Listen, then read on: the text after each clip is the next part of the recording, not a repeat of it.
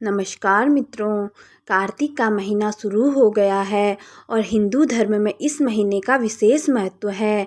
कहते हैं कि यह भगवान विष्णु का प्रिय महीना है। इस महीने में भगवान विष्णु अपनी योग निद्रा से जाग जाते हैं।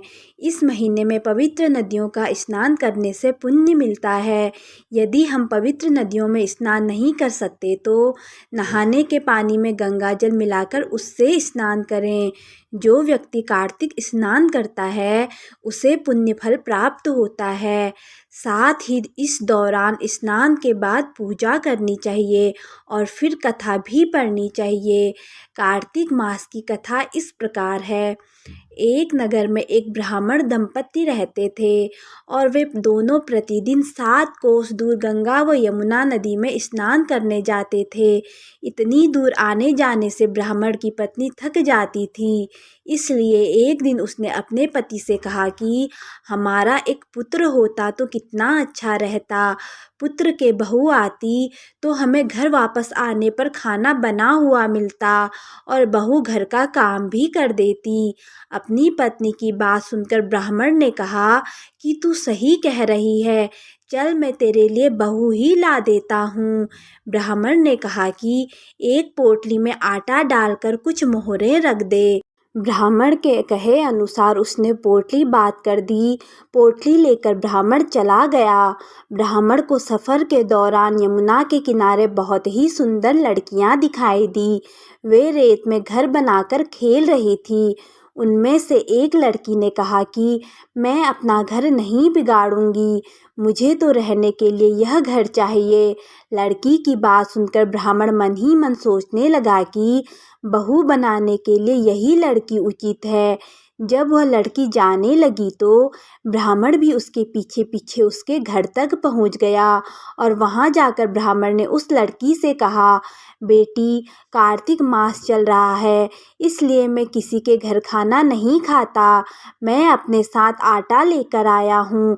तुम अपनी माता से पूछो कि क्या वह मेरे लिए आटा छानकर 4 रोटी बना देंगी। यदि वह मेरा आटा छानकर रोटी बनाएंगी तो मैं रोटी खाऊंगा। लड़की ने जाकर अपनी माँ को ये सारी बात बताई। माँ ने कहा, ठीक है, जाओ ब्राह्मण से कह दो कि वह अपना आटा दे दे, मैं रोटी बना दूंगी।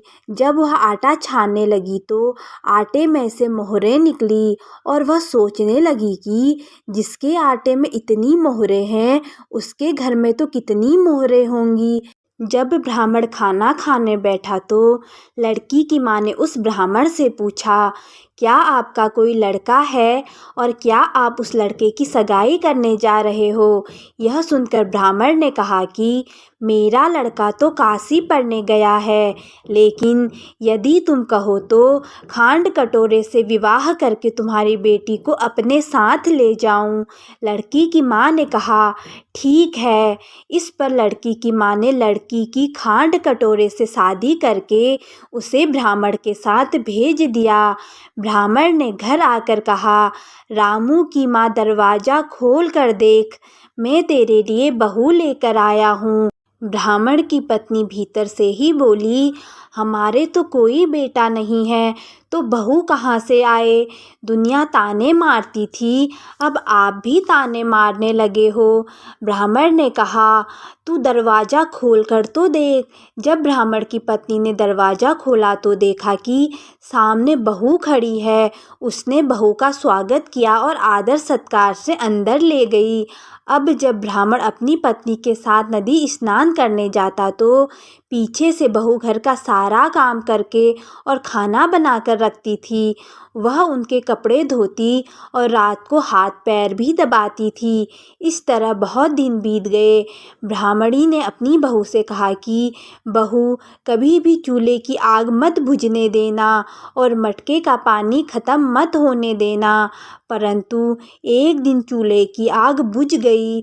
यह देखकर बहू घबरा गई और भागी भागी अपनी पड़ोसन के पास गई और कहा कि मेरे चूल्हे की आग बुझ गई है, मुझे थोड़ी आग चाहिए।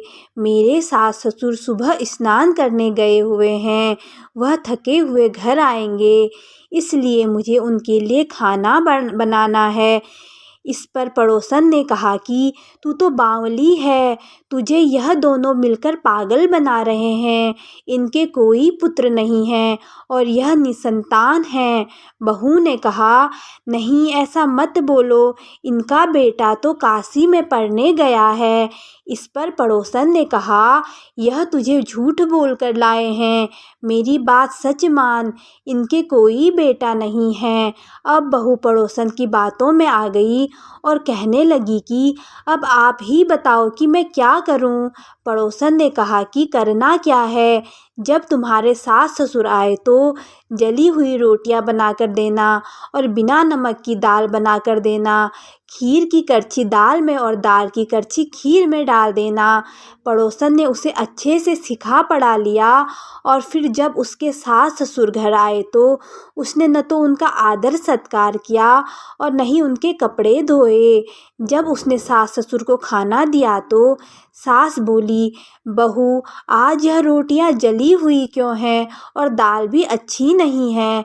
तब बहू ने पलटकर कहा कि एक दिन ऐसा खाना खा लोगे तो कुछ बिगड़ नहीं जाएगा। सास ससुर को खरी खोटी सुनाकर वह फिर से पड़ोसन के पास गई और बोला कि अब आगे क्या करना है। पड़ोसन ने कहा कि अब तुम सातों कोठों की चाबी मांग लेना। अगले दिन जब वह स्नान करने जाने लगे तो बहू अड़ गई कि मुझे तो सातों कोठों की चाबी चाहिए।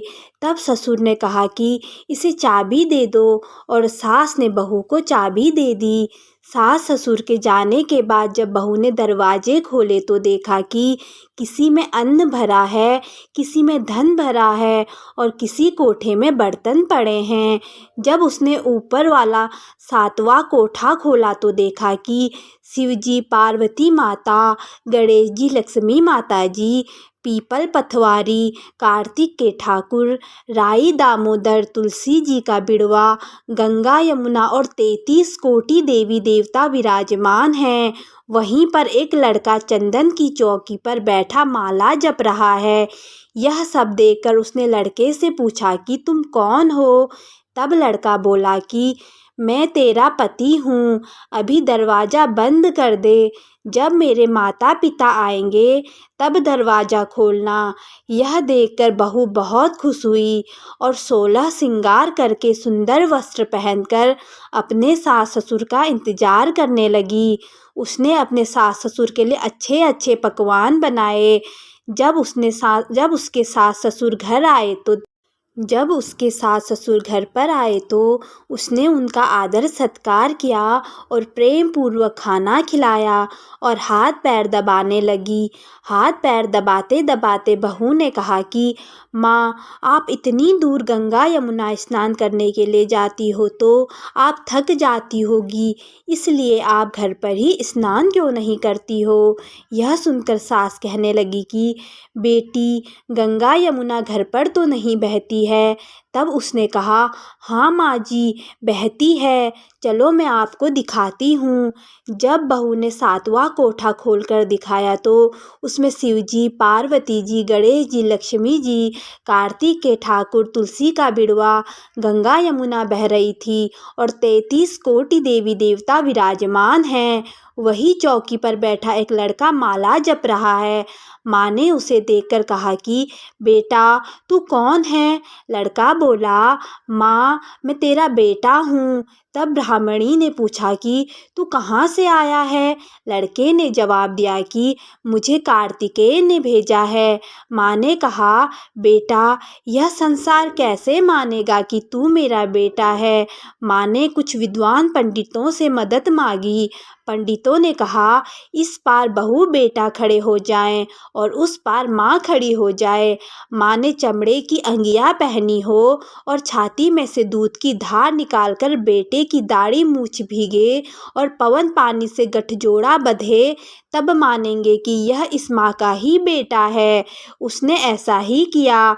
चमड़े की अंगिया फट गई और छाती में से दूध की धार निकलकर बेटे की दाढ़ी मूछ भीग गई। पवन पानी से बहू बेटे का गठजोड़ बंध गया। यह सब देखकर ब्राह्मण और उसकी पत्नी की खुशी का ठिकाना नहीं रहा। हे कार्तिक के ठाकुर, जैसे ब्राह्मण और ब्राह्मणी को बहू बेटा दिया वैसा सबको देना।